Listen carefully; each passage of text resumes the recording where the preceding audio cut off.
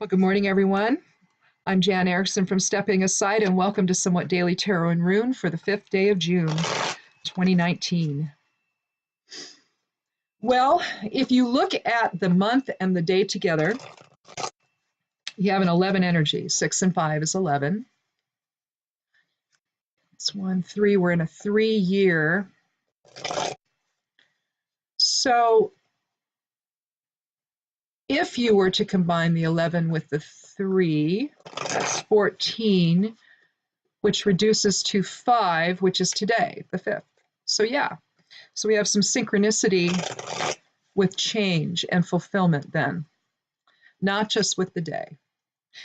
Illumination in there as well with the 11. There's that 11 energy. That's a master number for illumination. We generally don't reduce the 11, and usually on a numerology, I'll just pull it out. You know, if it's just there, I'll just pull it out and not include it in the rest of it, and then I'll have basically 2 numerologies to deal with. But because I think when you have the master numbers, the 11, the 22, the 33, some include 44, and that I think what you're doing is it's coming from a different place. It's coming from spirit, and so I think you have to leave that it's in its own phase, in its own position, basically, and let it speak for itself, and let the others speak for itself, basically. So if we had, if we wanted to, we could say the 3 and the 11, and we're manifesting illumination. Or what are we going to manifest from the illumination we're gaining? But collectively, you are looking at a really nice synchronous number here, and it's about 5, and it's about change and fulfillment. 5 also represents the pentagram, so all elements in balance, including with spirit. Pointed upward, of course, it's to spirit. Pointed downward, it's simply to form, or to the physical plane versus the astral plane. It does not signify the devil. Movies, gotta love them. That and rumors. Well, again, yesterday and Monday we were basically moving into some intentional balance. I think when you use the energy of the 5, I think it's a little easier to do that because you're already bringing everything elementally into balance just from the nature of the 5 itself. I just think that we've gone so far now in our relationships with others. And I know that it's some of it stems from feelings from within, feelings of grievance or feelings of unease or what have you, feeling like you can't get a leg up or something. It leads to a lot of fear, a lot of anger, a lot of worry. When we get in that state, it's really hard. It's hard to reach out. It's hard to feel like anybody hears us. And so it all just sort of snowballs, doesn't it? And then someone comes along and starts saying things that speak to those feelings. And then all of a sudden you find yourself at odds with your neighbors and your family and your friends and your coworkers, and nobody quite knows how that happened, although it's really, really bad. And I think that what we're seeing, what we saw last year with it being an 11-year, we had a lot of illumination. Now we're trying to figure out how are we going to manifest what we learned this year and create the change that we need, that's sustainable. That's not just, for the moment, but that's going to actually return us to a more balanced and unified course of action. So doesn't mean we have to always agree with one another. Doesn't mean we always have to like one another. But it does mean that we have to work together for a common purpose. It's kind of what the United States of America was supposed to be all about. Well, that's challenged right now, but we'll get through it. If this is your first time here, welcome. Thank you so much for stopping by. Click subscribe. I'd love you to do that. And you can join our Tarot and Rune family. It's growing slowly, but it's growing. So I thank everybody for subscribing and for coming here and watching these.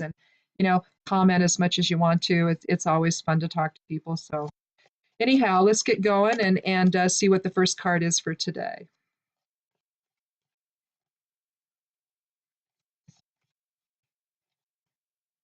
And if you haven't been here before, I do this randomly. Instead of laying out 3 cards, I'm going to take them, one at a time, and I take the 13th card each time.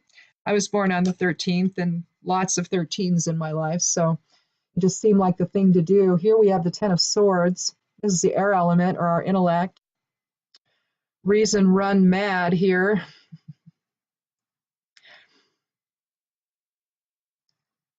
Yep, we've got 10 swords. Piercing is back.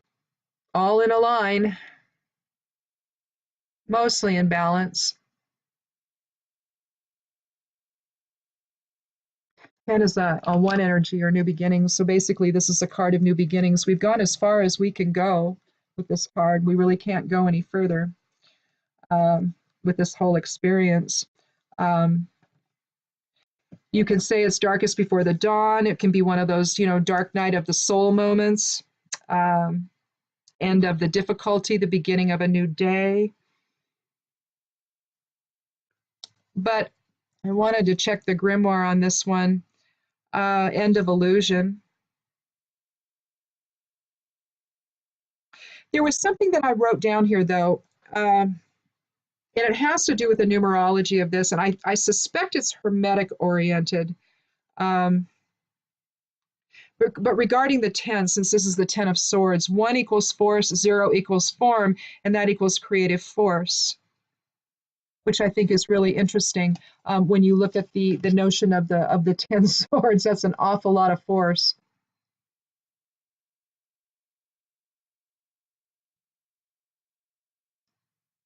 But basically, when we're talking about swords, we're talking about intellect, and so what our mind is doing, what our thoughts are doing. And here, I think that we've just gone as far as we can go with a belief system.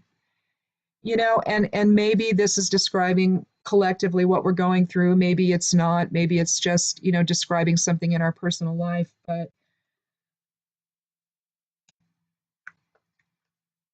perception is a funny thing, isn't it? You can either be on the money or you can be so far off it's ridiculous. But if you act on those perceptions, you see, it's one thing just to think them. But if you act on them by doing something or saying something, what if you're wrong? You get going down a road that maybe snowballs into all kinds of interesting things. And in this case, you just get to the point where it's reason run mad, and it just has to stop. And you have to start thinking another way now. You've exhausted everything in terms of that level of perception or that direction of perception, and now you have to go another way. So if it's talking about, well, being a 10, if it is about the creative force within, then which it likely is, we are source energy, personified into these little individual forms, but we're still source energy. We're still the creator, So I think that, or the collective aspect of the creator, in collective form, in unified consciousness, basically. So if it's a new day, then make it a new day and make it about what it is you're going to create. Are you going to create a bunch of chaos and a bunch of nasty judgment or whatever, then I suppose that life is going to be a little messy for you. But again, if you start to see people as the other side of self instead of the other, I don't know, maybe that's a little better choice. But to me, when I see the 10 of Swords, I just think that, okay, perception has really gotten the better of us and we're just wrong. And now it's time to go and think about something another way. Just let it all go. Let it all be over.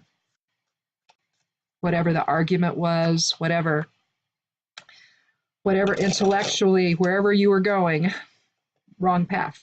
So let's do another card.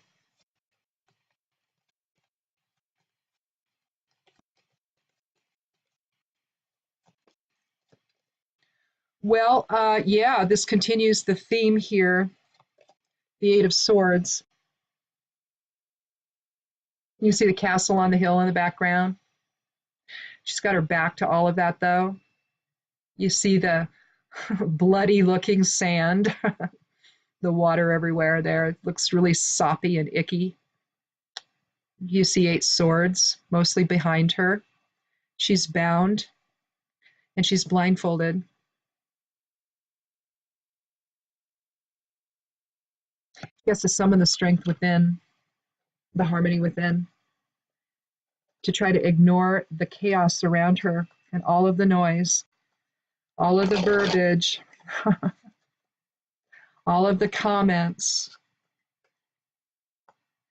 maybe all of the judgment, and again, align, close herself off from all of that and align before it gets to this point. But maybe it needs to get to this point. Maybe this is just the natural progression. In fact, let's put the 8 first. And then, because maybe this is her on the ground. We don't know. Let's hope not. Let's hope it's somebody else. But there we're really getting in the way of our own thought process, aren't we? And we're just having to shut it all down. It's just too much. And then if we go to the 10, we've really come to the end of it.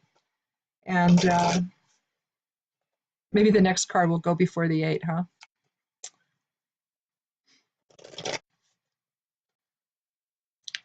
But then in the 10, we're ready to just let it go and to move on to some other perception, some other new way of thinking about something, whatever we're experiencing. Or whatever belief system we held, it could be that as well. We're ready to let that go, that it just doesn't make any sense to us anymore. You know, maybe measured against the truth, measured against facts, you know, perception doesn't hold up.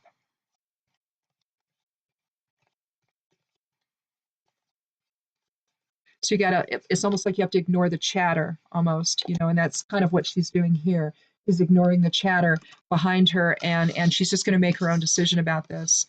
I think I'm gonna move these up here though. Well, I got the 10 of Cups again, so I guess we'll put, it feels like there's one missing though here. I think, was it Monday that we got that? Yeah, Monday. You can see the family there, looking back at their home, emotional fulfillment, success, joy, love, abundance. Again, new beginnings. Another 10, another 1. You can see the family's young, and so they're just starting out. How much of what's going on here, you know, interferes with this? Maybe she needed to make some decisions and she just couldn't. Maybe there was just too much nonsense coming in. Maybe she was wanting to marry someone her family didn't approve of. But as you can see, she was right, wasn't she? If they're related. And so she finally just had to let it all go. Realize that they didn't have her best interests in heart. You know, and that's the thing. Whether it's something personal like that, I am gonna do a 4th card though, because I feel like there's just one more thing we need to know here, and I don't know that the rune or the geomancy rune is going to give that to us. So let's just do one more card.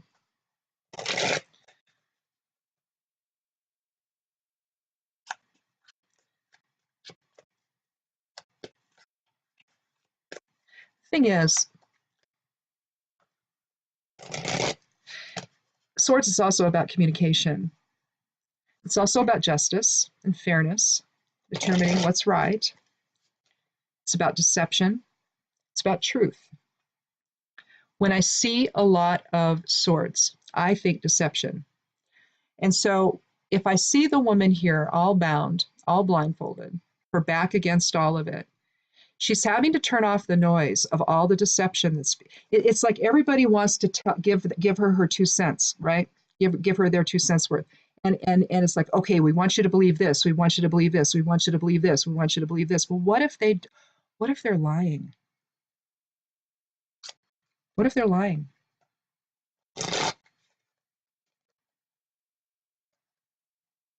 Typically you go within You go into meditation, you shut down all the noise, take a walk, get away from everyone, allow your thoughts to settle.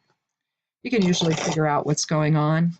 And if you've got a whole lot of people telling you something that is, it's like when someone says, believe only what I say, ignore the news reports, ignore what your family's telling you, ignore what your best friend is telling you. I'm telling you something different. You should believe only me. Well, good night, nurse. That's the first person you shouldn't believe. That's when you really need to, it's like, what?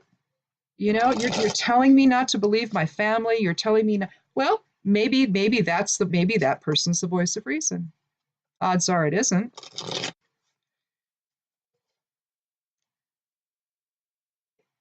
If it gets you carried away, it's likely not real. If you get swept up in the fervor of something, it's likely not real.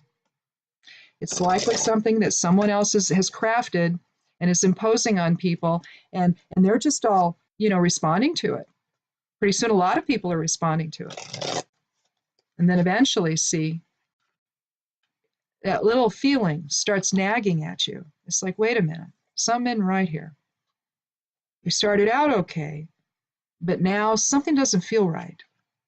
And this is when you have to do this. Okay? And then maybe this. Otherwise, how do you get here? Let's do a fourth card.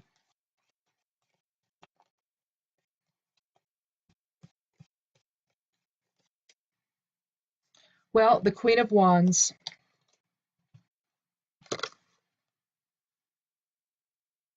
She sits on her throne. Oh, you can see. Oh, what can you see there on the throne? Those are lions. You can see the lions there on her throne. You can see them on the back. I'm never sure if they're lions or dragons, so I have to get close and see, but I don't have any light, so I'm going to use the light of the screen. She's holding a sunflower. She's holding a staff. She's fiery. She's part of the wands out, and so that's the fire element. She can be willful. She can be dynamic. She's a woman in authority. But I think what she's saying here, and I'm going to put her between the swords and the cups, okay? So we'll start out with the Eight of Swords, where we're all bound up. We're making the choice to be bound up, though. Okay, we're choosing to turn our back to the noise and the chaos and to align, to center, align, and know, okay, what the truth is. It finally gets to us, and we realize that, you know what, that's all a bunch of crap, and I need to put an end to it. Whatever perception I was living under, whatever illusion I was living under, gotta go. Swords is really about cutting through the crap, okay, and cutting through the illusion of stuff. Then we come to the Queen of Wands. Now, once the illusion is gone, you have to have enough will to then break away from it. We get into the mode of perception, and a lot of it's habit. And so we have to break the habit of thinking the way we do, for automatically reaching for that one fallacy, that one illusion that we've been living under, and then trying to see the world through that lens. Now we've let go of that in the 10 of Swords, and now we have to replace it with something else. We have to replace it with the truth. Well, that takes will, and that takes the Queen of Wands within to make that happen. And then, see, you can move into emotional fulfillment. It's hard when we're at odds with people. We want to be able to get together with people, whether it's in our jobs, in our family, in our relationships, our friendships, our neighbors. We want to be able to interact with people in a way that is not in conflict and is not with a grievance agenda always. And it just seems like these days that's what's going on. And I think that it's been based on an illusion. I think that it's not that it's much ado about nothing, but that we're all expending an awful lot of energy here that we just don't need to be. In other words, we're making it harder than it needs to be. You know, nobody's asking anybody to like everybody all the time. Nobody's asking anybody to believe what everyone else believes. We can all have our own thoughts and our own needs and our own wants and desires and all of that. But my goodness, we have to figure out a way forward together or a return to that.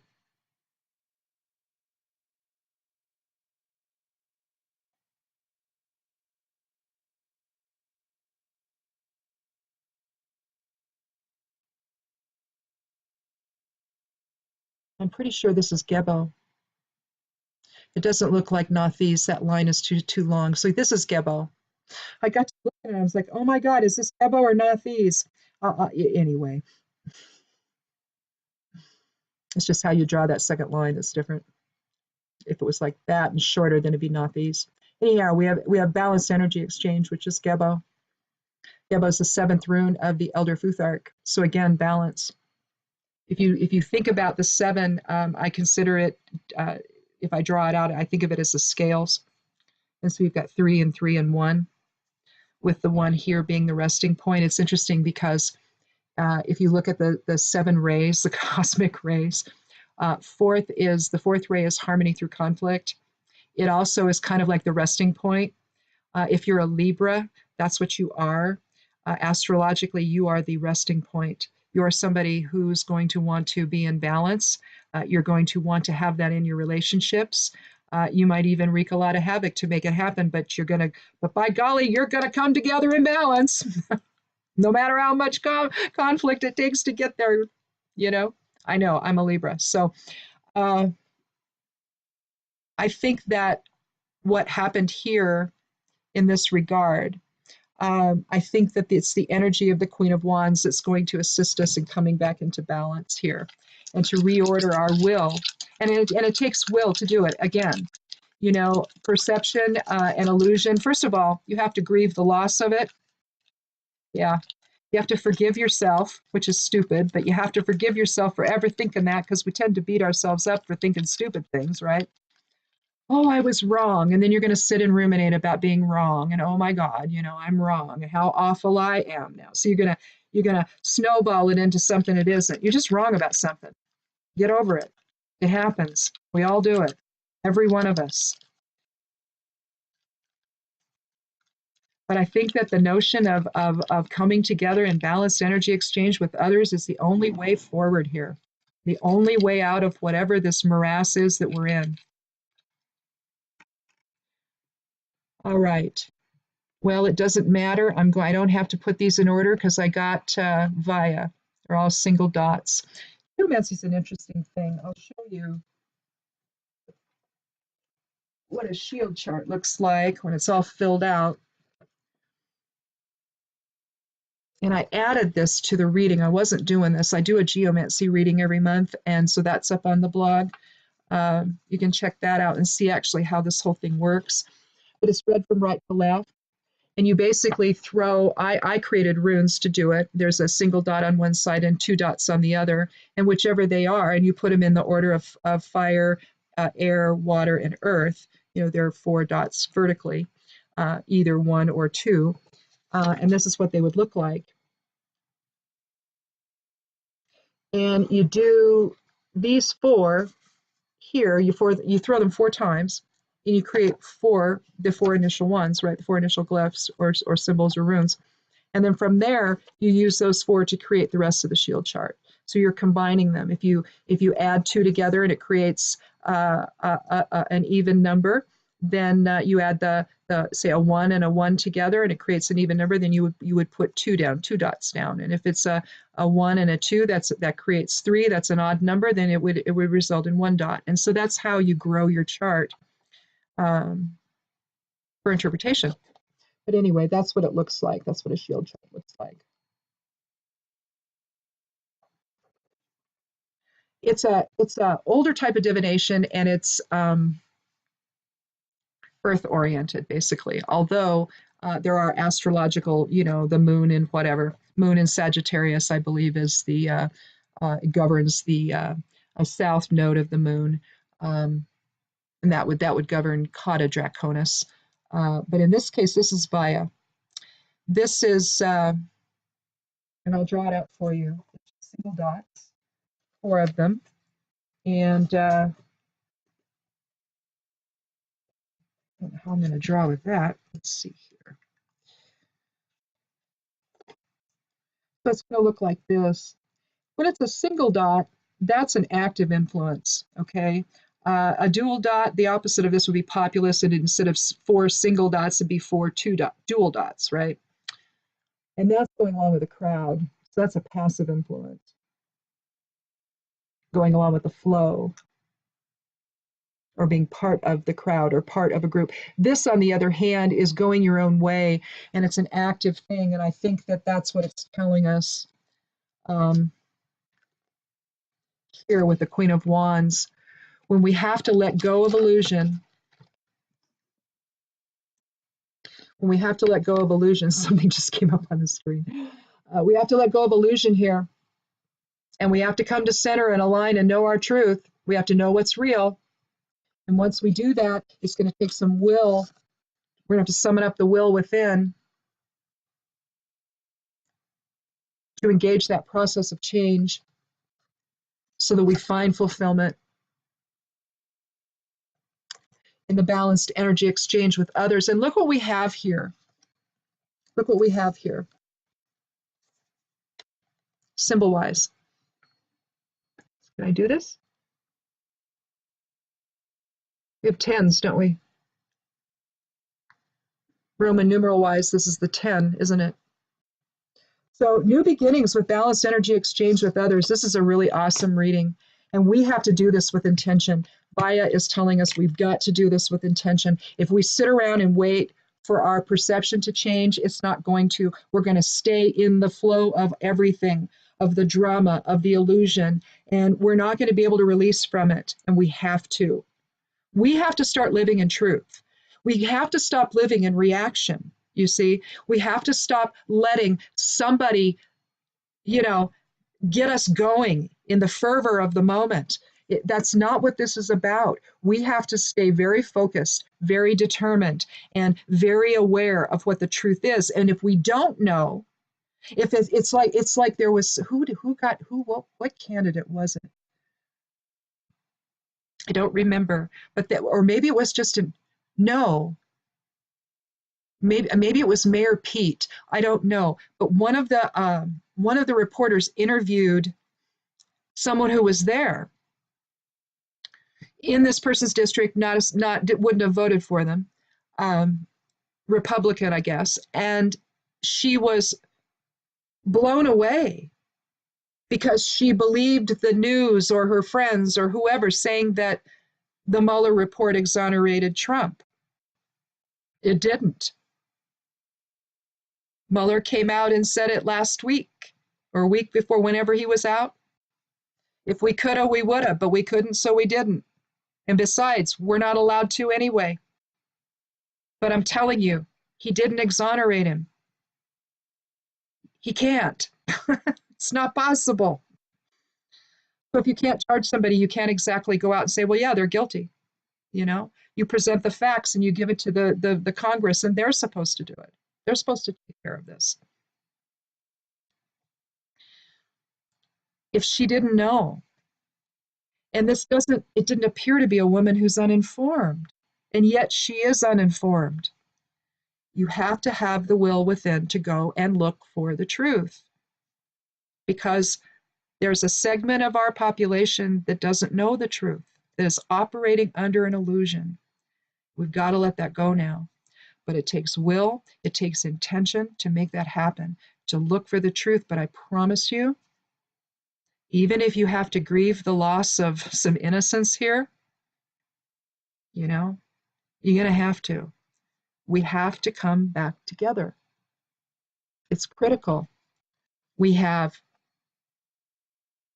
Gebo, balanced energy exchange. It is in synchronicity with the 10 of Cups and also the 10 of Swords.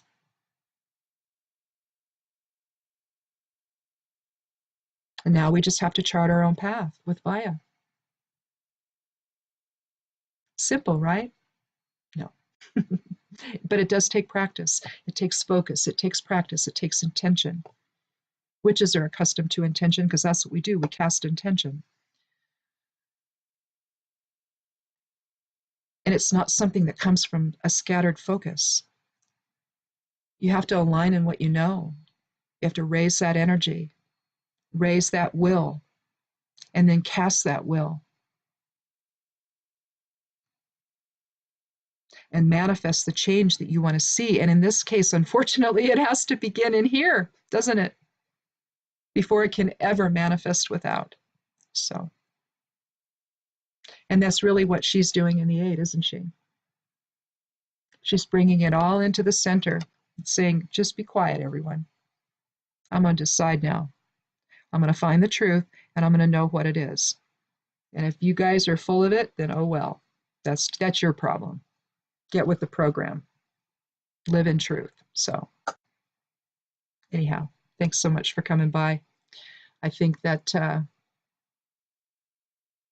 think definitely we're building 1 week on the next, 1 day on the next.